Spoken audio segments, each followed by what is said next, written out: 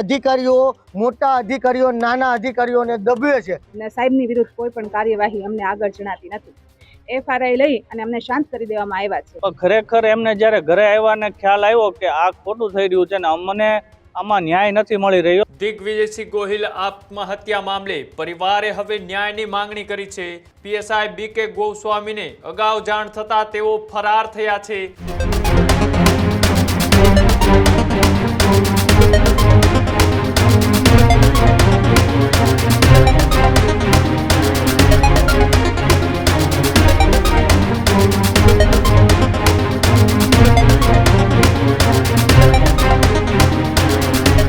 સમાચારમાં આગળ વાત કરી ભાવનગરની અંદર એક ક્ષત્રિય સમાજના પોલીસ અધિકારીના આપઘાતને લઈ મામલો છે તે સામે આવી રહ્યો છે. ભાવનગરમાં ક્ષત્રિય સમાજના યુવકના આપઘાતનો મામલો ઘોઘા પોલીસ સ્ટેશનમાં ફરજ બજાવતા હતા પોલીસકર્મી કે જેઓએ આપઘાત કર્યો હતો. દિગ્વિજયસિંહ ગોહિલ આત્મહત્યા મામલે પરિવારે હવે ન્યાયની માંગણી કરી છે. મૃતકના પરિવાર અને સમાજના આગેવાનોએ પોલીસ વિભાગ સામે ઉઠાવ્યા સવાલ. મૃતકના પરિવારે પીએસઆઈની વહેલી તકે ધરપકડ થાય તેવી માંગ છે તે કરી. સાથે જ પીએસઆઈ બીકે ગોસ્વામીને પકડવામાં પોલીસની કેમ ઢીલી નીતિ છે આવા સવાલ એ તેમના વકીલ દ્વારા ઉઠાવવામાં આવ્યા હતા. એફઆઈઆર થયા તે પહેલા પીએસઆઈને જાણ કરી દેવામાં આવી વાત એ વકીલ દ્વારા કરવામાં આવી છે. પીએસઆઈ બીકે ગોસ્વામીને અગાઉ જાણ થતા તેઓ ફરાર થયા છે આવી વાત છે તે વકીલ દ્વારા કરવામાં આવી. જે રીતના એ ભાવનગરના ઘોઘા પોલીસ સ્ટેશનની અંદર ફરજ બજાવતા દિગ્વિજયસિંહ ગોહિલ દ્વારા કે જેઓએ પોતે આત્મહત્યા કરી, આત્મહત્યા બાદ આ મામલો પેલા કોઈ અંગત કારણોસર આત્મહત્યા કરી હોવાની વાત ચર્ચાઓમાં આવી હતી.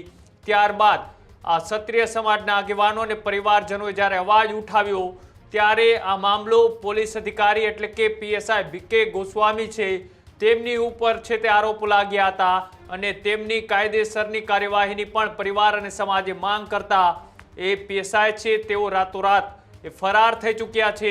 તેઓની સામે અંતે એફઆઈઆર તો દાખલ કરવામાં આવી છે પણ હજુ સુધી તેઓ પોલીસ પકડથી દૂર છે. ત્યારે પરિવારે ફરીથી એક માંગ ઉઠાવી છે. પોલીસ અધિકારી અને પોલીસ વિભાગ ઉપર સવાલો ઉઠાવ્યા છે કે કેમ તેઓ હજી પોલીસ પકડથી દૂર છે, કેમ ફરાર છે.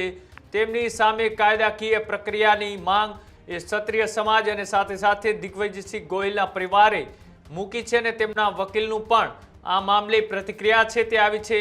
તેઓએ અનેક આક્ષેપ એ પોલીસ સ્ટેશનના અધિકારીઓ ઉપર લગાડ્યા છે. સાથે જ પીએસઆઈ ગોસ્વામી જેઓ ફરાર છે તેમને કોના કહેવાથી એ ફરાર થયા છે તેને લઈ પણ તેઓએ આક્ષેપ કરતા આ ત્રણ જે અલગ અલગ પ્રતિક્રિયાઓ આવી છે પરિવાર દ્વારા શું માંગ મૂકવામાં આવી, વકીલનું શું માનવું છે અને સાથે સાથે સમાજ શું માંગ કરી રહ્યો છે આવો તે પણ જોઈએ.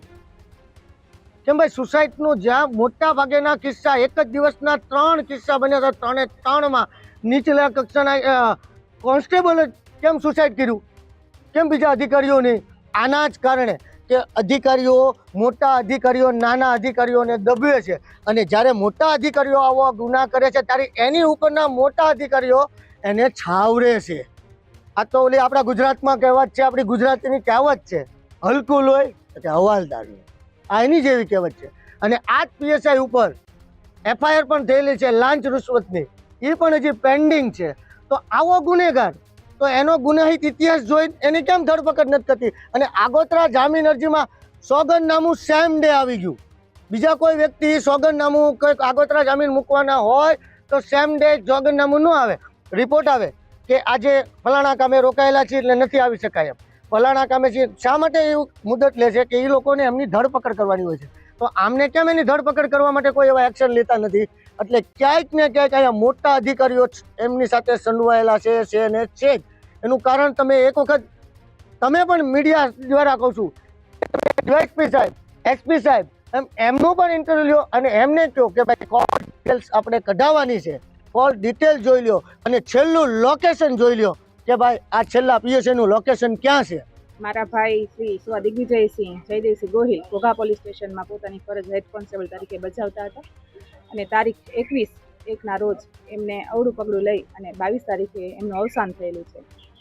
અને અમે પીએસઆઈ સાહેબ ગોસ્વામી વિરુદ્ધ આ બનાવ બન્યો અને મારા ભાઈને જે માનસિક ત્રાસ આપ્યો હતો અને જેના કારણે એને આ અવળું પગલું લીધું છે એ સાહેબ વિરુદ્ધ FIR દાખલ કરાવી હતી.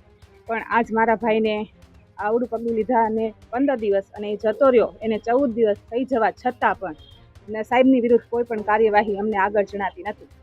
FIR લઈ અને અમને શાંત કરી દેવામાં આવ્યા છે. પણ અમે ઈચ્છીએ છીએ કે મારા ભાઈના જે આ ગુનેગાર સાહેબ છે ગોસ્વામી, એમના વિરુદ્ધ કડક પગલાં લેવાય. એ અત્યારે નાસી ભાગ્યા છે અને બસ એટલી જ વિનંતી કરું છું પોલીસ પરિવારને કે એના પ્રત્યે સહાનુભૂતિ દર્શાવતા પહેલાં જરા મારા ભાઈ અને મારો ભાઈ પણ પોલીસ પરિવારનો જ સદસ્ય હતો એમ સમજી એના નાના બાળકોનું ભવિષ્ય તમારા લોકોના હાથમાં છે. સહાનુભૂતિ મારા પરિવાર તરફ પણ થોડી બતાવો અને સાહેબની બને એટલી તાત્કાલિક સમયની માંગણી છે મારી. એ પ્રમાણે સાહેબની ધરપકડ થાય અને એમના વિરુદ્ધમાં કડકમાં કડક પગલાં લેવામાં આવે એટલી આશા રાખું છું. કે આમાં FIRમાં એ લોકોએ વાક્યોની હેરફેર કરીને અરજદાર એટલે કે ગોસ્વામી સાહેબને બચાવવા માટેના પૂરા પ્રયત્ન કર્યા છે કે ભાઈ તપાસ દિગ્વિજયસિંહને આપવામાં આવતી તો દિગ્વિજયસિંહ ના પાડી. ખરેખર એવું બનેલ નથી. ગાવડી માતાના મંદિર જ્યારે OPમાં દિગ્વિજયસિંહ ફરજ ઉપર હતા ત્યારે 3 લાખની ચોરી થઈ હતી. એ ચોરી અનુસંધાને સાહેબશ્રીને તપાસ મળે. જે કાયદા મુજબ 1 લાખથી ઉપરની રકમ હોય તો PSIને તપાસ કરવાની હોય, તો 3 લાખની ચોરી એટલે દિગ્વિજયસિંહ એવું કીધું કે આ સાહેબ ફરિયાદ તમારે લેવી પડશે, આ હેડ કોન્સ્ટેબલ દ્વારા આમાં તપાસ ન થઈ શકે. તો સાહેબ એવું કીધું કે આ પરચુરણ ચોરી દર્શાવી અને ફરિયાદ લઈ લ્યો. તો દિગ્વિજયસિંહ એવું કીધું કે ના સાહેબ એવું ન કરી શકાય, કારણ કે સરપંચ અને ગામના આગેવાનો પ્લસ મંદિરના પૂજારી દ્વારા ફરિયાદ લેવા માટે કહેવામાં આવ્યું છે. ત્યારથી જ સાહેબ સાથે એમને વાંધો પડતા અને સાહેબે એમની તાત્કાલિક ધોરણે ભાવનગર OPમાંથી ઘોઘા પોલીસ સ્ટેશનમાં બદલી કરી અને ત્યારથી જ એમને આ એક શરૂઆત કરી ત્રાસ આપવાની. અને પોતે એવું દર્શાવ્યું કે એમના એડીમાં સાહેબે જ્યારે આવી નિવેદન લીધું ત્યારે એની પપ્પાની ઘરની માનસિક સ્થિતિ એટલી ખરાબ હતી કે દીકરો મરણ અને જીવન વચ્ચે ઝોલા ખાતો હતો.